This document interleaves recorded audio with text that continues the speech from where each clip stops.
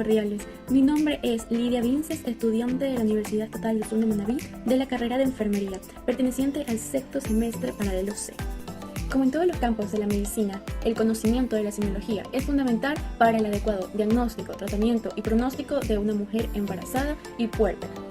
En el video de hoy vamos a conocer cómo realizar un examen físico obstétrico a una mujer embarazada. Antes que todo, tenemos que tomar en cuenta que el primer paso antes de entrarnos al examen físico es una anamnesis. ¿Qué es una anamnesis? Una anamnesis tiene que ser sistematizada, de estructura dirigida. Es una entrevista cordial con el paciente, donde se debe recopilar datos de afiliación, motivo de consultas, antecedentes personales, antecedentes familiares y antecedentes obstétricos. Por otro lado, tenemos lo que es el examen físico, que es la exploración física del cuerpo. El médico o la enfermera explora el cuerpo de la paciente para determinar si tiene o no un problema físico. El examen físico por lo general comprende de varias técnicas, que son la inspección, donde podemos observar el cuerpo, la palpación, donde podemos sentir con los dedos o las manos el cuerpo, la auscultación, donde se escuchan todos los sonidos que emite el cuerpo, la percusión, donde se pueden producir sonidos, generalmente dando golpes suaves en áreas específicas del cuerpo o en áreas huecas.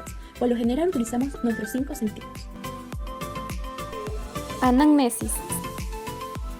En la anamnesis, el primer paso es identificar nombre, edad, domicilio, trabajo, nivel de educación, etnia a la que pertenece, estado civil y profesión. En los antecedentes personales debemos identificar antecedentes mórbidos, antecedentes quirúrgicos, hábitos y alergias.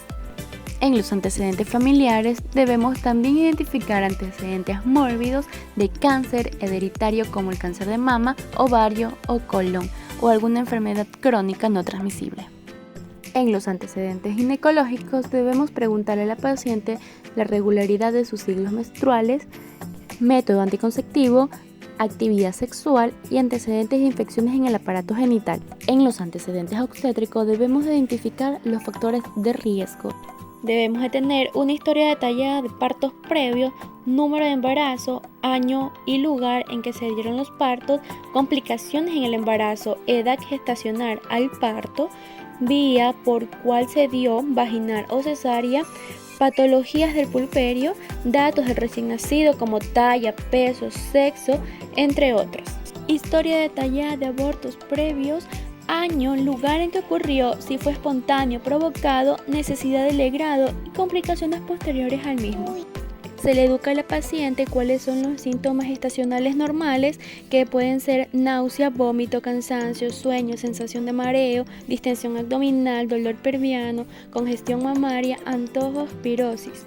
Se identifica y se enseña cuáles son los síntomas patológicos, que pueden ser sangrado genital, dolor pelviano intenso, flujo genital que pueden producir mal olor y prurito vaginal.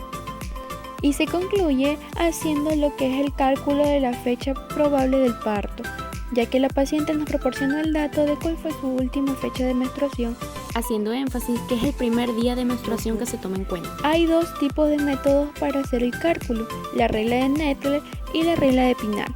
La regla de Nettler consiste en sumarle 7 días a la fecha de menstruación y restarle 3 meses, más un año.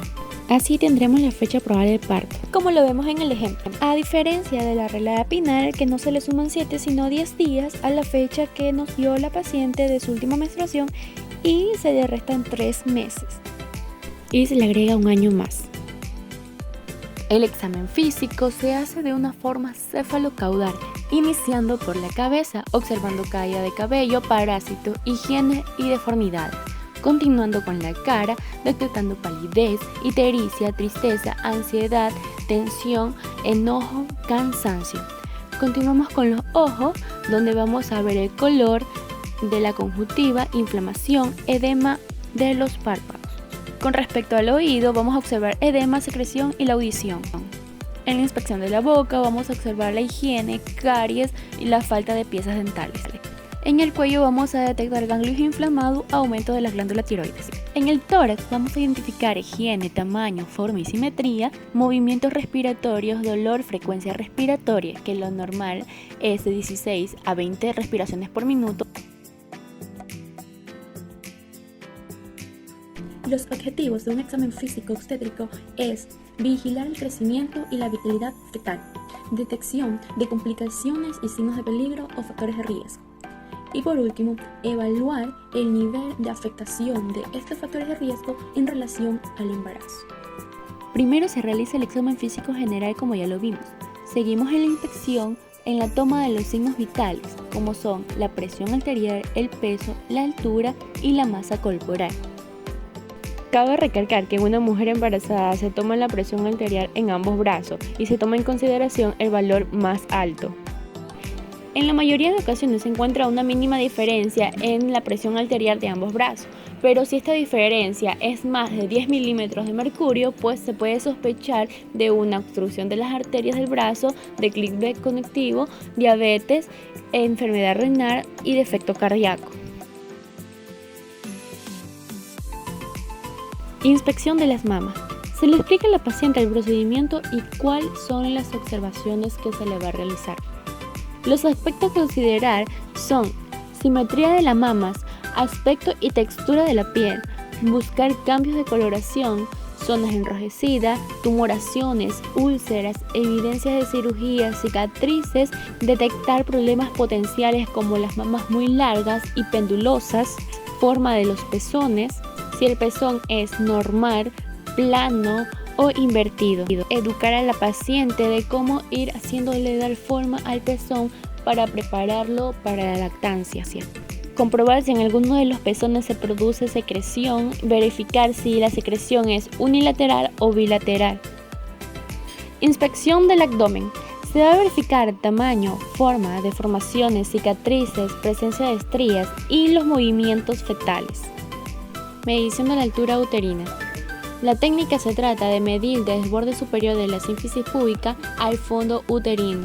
Este permite evaluar cómo está creciendo el feto y se puede medir a partir de las 20 semanas de gestación. La exactitud en la medición de la altura uterina puede estar modificada por obesidad, mioma, gestación múltiple, el tamaño y postura del feto, posición del útero y desnutrición materna. Con el valor dado de la altura uterina en centímetros se puede calcular la edad gestacional de la paciente mediante la regla de McDonald.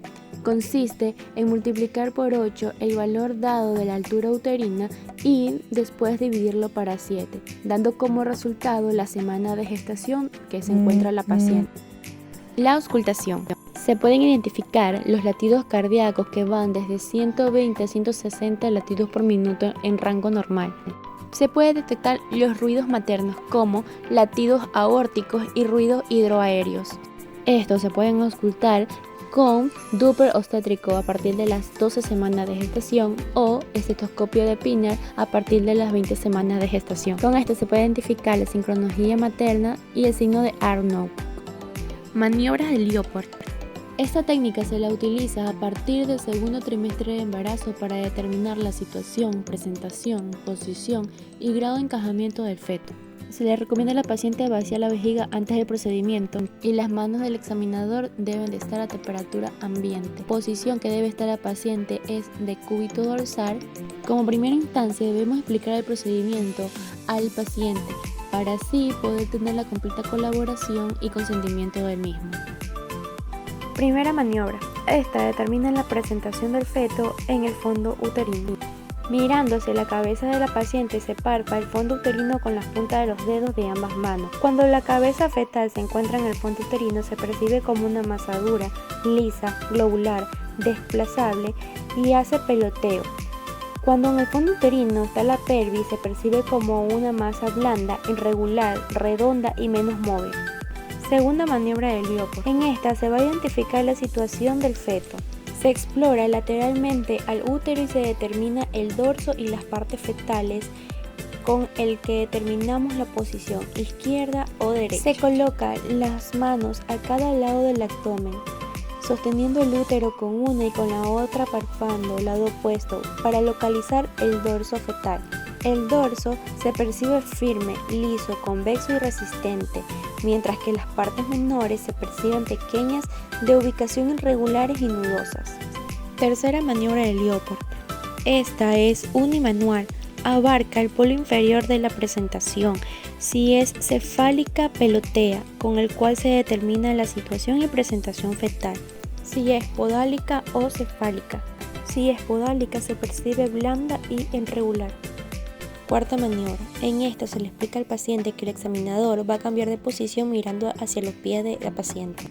El examinador mueve suavemente los dedos por los lados del abdomen en dirección hacia la pelvis, hasta que los dedos de una de las manos encuentren una prominencia ósea que corresponda a la prominencia cefálica de feto. Me despido, no sin antes recordarles que el conocimiento y la correcta interpretación de los hallazgos semiológicos y procedimientos complementarios de la exploración obstétrica constituyen parte esencial de la formación como estudiantes de la carrera de enfermería, ya que somos nosotros de vital importancia para el acompañamiento de una mujer en estado gestacional y posterior a él en su recuperación también. Espero que le haya servido de mucho y aportado con mucho conocimiento.